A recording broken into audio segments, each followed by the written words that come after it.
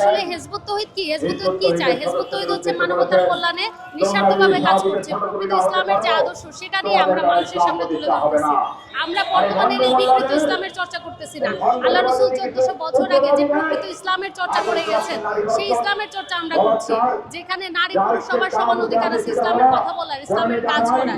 কিন্তু আজকে একদল উগ্রবাদী সন্ত্রাসী গোষ্ঠী কওমি ঘরানার হেফাজত ইসলামের একদল উগ্রবাদী গোষ্ঠী তারা আমাদের হিজবুত তৌহিদের মেয়েদের নামে বিভিন্ন মিথ্যা তথ্য অপপ্রচার চালাচ্ছে।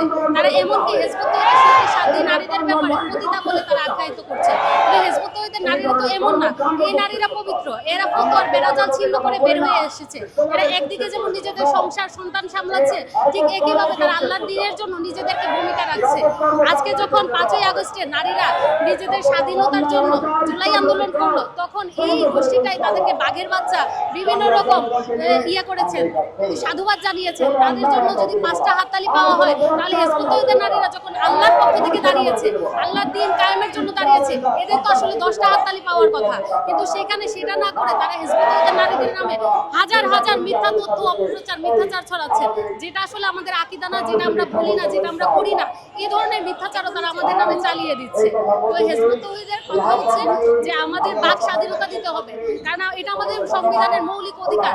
আমরা কথা বলবো, আমাদের সভা সেমিনার করা, এটা আমাদের মৌলিক অধিকারের মধ্যে পড়ে। তারা তো আমাদের এই মৌলিক অধিকার হরণ করতে পারে না। তারা যখন সভা সমাবেশ মিটিং মিছিল করে, আমরা তো তাদের প্রতিবাদ করতে যাই না।